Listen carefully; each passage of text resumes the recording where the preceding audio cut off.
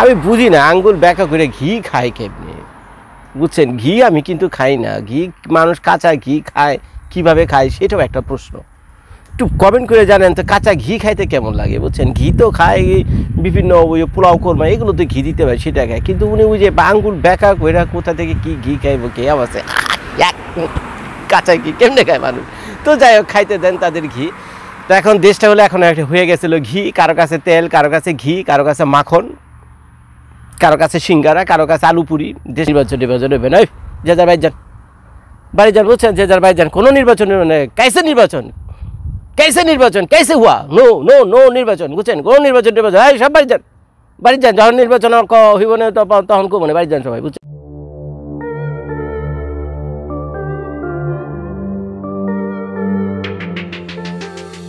কি নির্বাচন কি ভোট দিতে যাবেন না?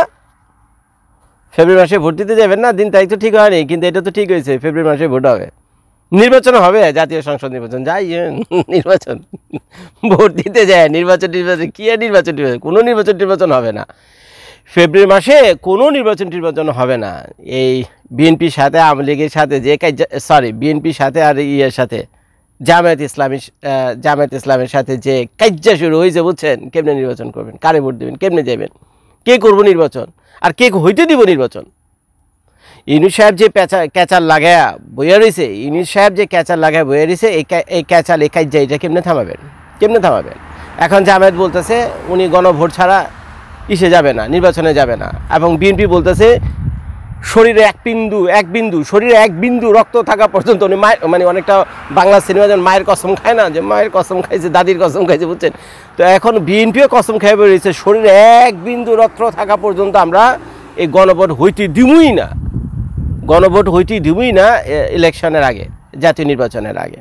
তা এখন এরা দুইজন তো মুখোমুখি খাড়া রয়েছে। ওদিকে আমাদের তাহের ভাইয়া জামায়াত ইসলামী, সে বলছে ওই যে আঙ্গুল ব্যাকা করে বলে কি বলে খাইব, ঘি নাকি কি বলে খাইব। তো আমি বুঝি না আঙ্গুল ব্যাকা করে ঘি খায় কেমনি, বুঝছেন? ঘি আমি কিন্তু খাই না। ঘি মানুষ কাঁচা ঘি খায়, কিভাবে খায় সেটাও একটা প্রশ্ন। একটু কমেন্ট করে জানেন তো কাঁচা ঘি খাইতে কেমন লাগে, বুঝছেন? ঘি তো খায় বিভিন্ন ওই পোলাও কোরমা এগুলো তো ঘি দিতে পারে, সেটা খায়। কিন্তু উনি ওই যে আঙ্গুল ব্যাকা করে কোথা থেকে কি ঘি খাইব কে আছে, কাঁচা ঘি কেমনে খায় মানুষ? তো যাই হোক, খাইতে দেন তাদের ঘি। তো এখন দেশটা হলে এখন একটা হয়ে গেছিলো ঘি, কারো কাছে তেল, কারো কাছে ঘি, কারো কাছে মাখন, কারো কাছে সিঙ্গারা, কারো কাছে আলু পুরি। দেশটা হলে এখন কারো কাছে এরকম একটা অবস্থা। তো যাই হোক, তো এখন তারা তো ঘি তো খাবি, তারা যে করে হোক ঘি তাদেরকে খেতেই হবে, এবং বিএনপি তাদেরকে ঘি খেতে দেবে না। তো তারা এখন মুখোমুখি দাঁড়া গেছে গা। নির্বাচন আসতে মাত্র 3 মাস বাকি, এটা হলো নভেম্বর মাসের অর্ধেক তো চলেই গেছে, মাঝখানে আসে ডিসেম্বর মাস, তারপরে জানুয়ারি মাস, তারপরে তো কি নভেম্বর মাস, অর্থাৎ 3 মাসও পুরোপুরি বাকি নেই ইলেকশনে। তা এখন তো বিরাট এক ভেজাল লাগা বসে রয়েছে। তো এখন ডক্টর মোহাম্মদ ইউনূস সাহেব বলছে যে ভাই তোমাদের কাজ্জা তো আমি আর থামাইতে পারতেছি না, সম্ভব না ভাই, যতটা ইজি মনে করছিলাম রাষ্ট্র পরিচালনা ততটা ইজি না। তো এখন আইসে এখানে তো বিভিন্ন সংস্কার করুম, হ্যান করুম, ত্যান করুম। বাংলাদেশের মানুষ বিদেশে যাবে না কাজের জন্য, বিদেশ থেকে লোক, বহির্বিশ্ব থেকে লোক মানুষ এসে বাংলাদেশে কাজ করব, এইসব বহুত চাপাবাজি কথাবার্তা আমি বলছি। তার নিজেরটা নিজেই বলতেছে এখন, যেসব বহুত বলছি। তারপরে বিদেশ থেকে যত দক্ষ লোকজন, একেবারে মানে কী বলবে, যত সব স্কলার, পণ্ডিত, মহাজ্ঞানী লোকদেরকে আমি নিয়েছি বিদেশ থেকে ভাড়া করে বাংলাদেশকে একেবারে উল্টে আটে বেঁধে ভালাম, বুঝছেন? তারপরে এই করে সেই করে ইত্যাদি করে বাংলাদেশের বিনিয়োগ থেকে শুরু করে অর্থনীতি, রাজনীতির একেবারে বিধ্বস্ত বানায় টানায় দিয়ে কোনোটাতে কিচ্ছু আনি। শেষ পর্যন্ত শুনলাম যে ওই যে আলী রিয়া আছে, যে কিনা ওই সংস্কার কমিশনের একজন অন্যতম প্রধান ব্যক্তি ছিলেন, যাকে নিয়ে অনেক আলোচনা সমালোচনা হয়েছে। তো শুনলাম বলে সে বলে অলরেডি বাংলাদেশ থেকে আমেরিকা চলেও গেছে। তার কাজ শেষ, তার কাজই ছিল সংস্কার কইরা দিয়া বাংলাদেশের মানুষের জন্য একটা সংস্কার কইরা দিয়া তার কাজে তার ফিরে যাওয়া। তো সে তাই করছে। বাংলাদেশে 5-6 মাস ছিল, লাখ লাখ কোটি টাকা বেতন ভাত এখান থেকে পাইছে, গাড়ি বাড়ি সবই পাইছে। আর কি পাইছে আল্লাহ মাহবুব জানে, এগুলো তো পত্রপত্রিকা আসে না। সে তার কাম টাইজ করে সব আমেরিকাতে এখন চলে এসেছে। এখন সংস্কার নামক যে মূলা, সেটা সবার সামনে দিয়ে গেছে। এখন সেই মূলা নিয়ে শুরু হয়েছিল কারাকারি, এখন জামায়াত ইসলামী এবং এখন বিএনপি হলো পুরোপুরি মুখোমুখি। এখন আওয়ামী লীগ যেহেতু মাঠে নাই, তো আওয়ামী লীগের অবর্তমানে বিএনপি হলো এখন প্রধান দল, আর দ্বিতীয় বৃহত্তম দল হলো জামায়াত ইসলামী। বাংলাদেশ, তো যাই না, এটা আপনার শর্টকাট হিসাব। আর যদি আওয়ামী লীগ থাকতো তাহলে আওয়ামী লীগ হতো প্রধান দল আর বিএনপি হইল দ্বিতীয় প্রধান দল, এটি স্বাভাবিক ব্যাপার। তো এখন আওয়ামী লীগ তো মাঠে নাই, এখন যদি বিএনপি যদি জামায়াত ইসলামের কথা না শুনে তারা তো ইলেকশনে যাবে না, তো তারা যদি ইলেকশনে না যায় তাহলে নির্বাচন করবে কারে লইয়া? ডক্টর মোহাম্মদ ইউনূস নির্বাচন নেব কারে লইয়া? কেউ তো নাই আর নির্বাচন করা, তো কাজে আর হচ্ছে না। জামায়াত ইসলামী যেটা দাবি করেছে হয়তো জামায়াত ইসলামের কথা শুনতে হবে, আর না হলে জামায়াত ইসলামীকে কনভিন্স করে কোনো কোনোভাবে তাকে নির্বাচনে নিয়ে আসতে হবে, আর যদি না হয় তাহলে সেটা সম্ভব না।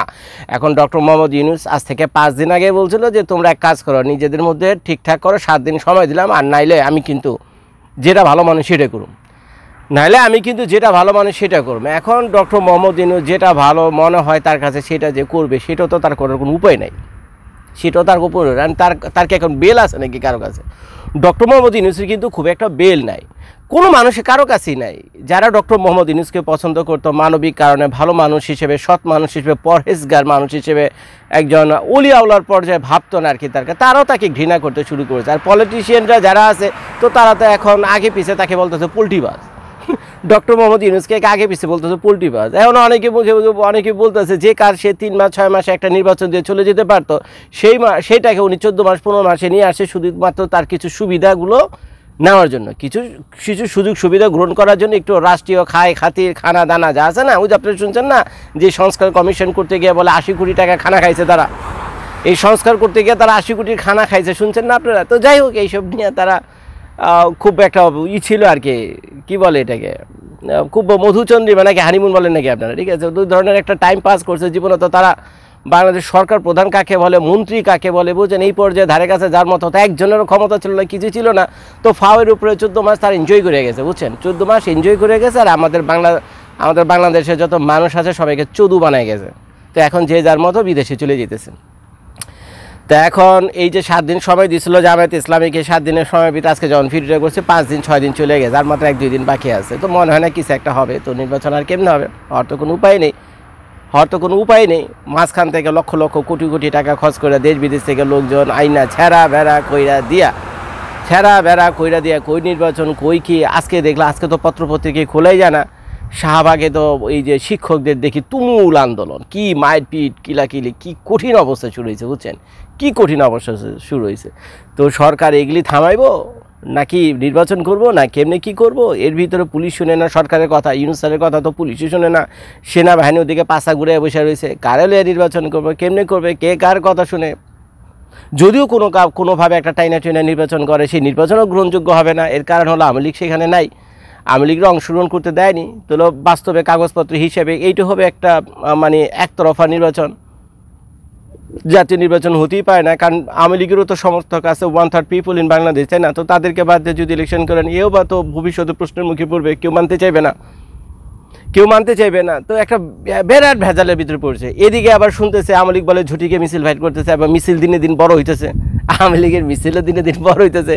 আর মিছিল যত বড় হইতেছে ওদিক থেকে এনসিপির লোকদের হাগামুতা শুরু হয়ে গেছে, হাগামুতা শুরু হয়নি মানে হাগামুতা বন্ধ হয়ে গেছে এনসিপির লোকদের। কারণ আওয়ামী লীগের মিছিল যত বড় হয় এনসিপির হাগামুতা তত বন্ধ হয়। এর কারণ হলো আওয়ামী লীগের প্রধান টার্গেটই হলো এখন এনসিপিকে নিশ্চিহ্ন করে দেওয়াই হলো আওয়ামী লীগের এখন প্রধান টার্গেট। এটা ন্যাচারালি হবে, কারণ আওয়ামী লীগ তার সর্বনাশের জন্য এনসিপিকে দায়ী মনে করে।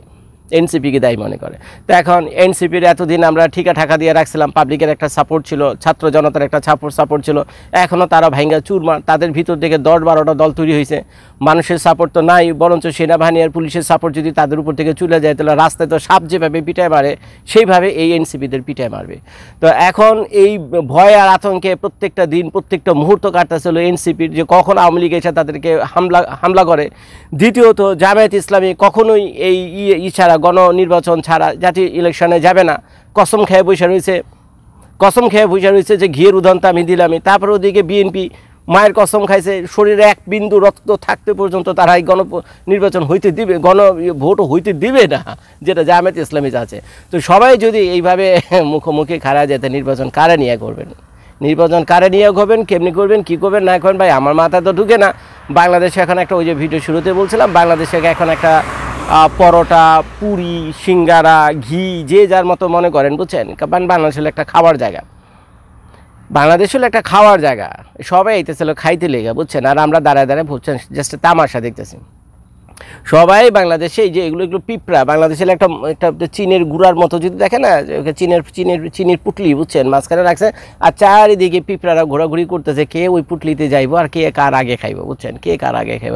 এরা কেউ ভাই এই দেশের ভালোর জন্য যাচ্ছে না, দেশের সেবা করার জন্য যাচ্ছে না, দেশের অতীত বর্তমান ভবিষ্যৎকে পরিবর্তন করা যাচ্ছে না, সাধারণ কাঙ্গাল গরিব নিরীহ মানুষের ভাগ্য উন্নয়নের জন্য কারো কোনো প্রমিজিংও নাই, বুঝছেন, তার কারো কোনো স্তরে কারো কোনো প্রমিজিংও নাই। এই যে দেশের অর্থনীতির কী অবস্থা, কত মানুষ না খেয়ে থাকে, কত মানুষের চাকরি গেছে, কত মানুষ বেকার হয়ে বসে রয়েছে, শিক্ষা ব্যবস্থা পুরোপুরি ধ্বংস হয়েছে, কারো মুখে শুনেন এগুলো নিয়ে কথা বলার জন্য?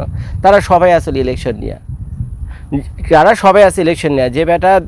যে বেটার ঘরে চাল জ্বলে না, গার্মেন্টসে কাজ করতো, 6 মাস ধরে বেকার, থাকার জায়গা নেই, আগে তো 2 মুঠা খাইতে পারতো, এখন এও খাইতে পারে না, ঘরে চুলা জ্বলে না, ওই লোকের কাছে নির্বাচনের কথা আপনি কী বলবেন? ওই লোক তো নির্বাচন বুঝে না, ওই লোক বুঝে 2 মুঠো ভাত, বুঝছেন, ওই লোক বুঝে 2 মুঠো ভাত, সারাদিন একটু কাজ করতে চায় সৎভাবে, রাত্রে এসে বউ বাচ্চা কাছে না 2টা ভাত খেতে চায়, বুঝছেন। তো এইগুলো হলো সাধারণ মানুষের আকাঙ্ক্ষা। তো এইগুলো তো সব ধ্বংস করে দিয়েছেন, কিচ্ছু নাই, মানুষের আশা ভরসা কিচ্ছু নাই। এখন চারিদিকে নির্বাচন বলেন, আয়োজন বলেন, যা কিছু বলেন, আমরা হলাম দর্শক এবং আমরা এগুলো তামাশা দেখতেছি যে কে কার আগে আইব আর বাংলাদেশকে লুইটা পুইটা খাইব, বুঝছেন, কে কার আগে আইব বাংলাদেশকে লুইটা পুইটা খাইব, যা ছিল বাংলাদেশ তাও একেবারে ধ্বংসের শেষ প্রান্তে চলে যাবে। কারণ সত্যিকার অর্থে আমি ভালো কোনো লক্ষণ দেখছি না ভাই, ব্যক্তিগতভাবে। এখন বলতে গেলে অনেক কথা বলতে হয়, অনেকে মনে কষ্ট পাইবেন, বুঝছেন, বলতে গেলে অনেক কথা বলতে হয়, অনেকে মনে কষ্ট পাবেন, এই জন্য এগুলো আর বললাম না, বুঝছেন। ভিডিওটা দেখার জন্য সবাইকে ধন্যবাদ ভাই, আসসালামু আলাইকুম। আর ভিডিওটা শেষ করার একটা কথা বলে রেখে, নির্বাচন হবে না, যে যার বাড়ি যান, বুঝছেন, যে যার বাড়ি যান, কোনো নির্বাচন कैसे निर्वाचन कैसे हुआ, नो निर्वाचन, বুঝছেন, কোনো নির্বাচন সব বাড়ি যান, যখন নির্বাচন হইব না তখন কমনে বাড়ি যান সবাই, বুঝছেন। আমিও যাই, আসসালামু আলাইকুম।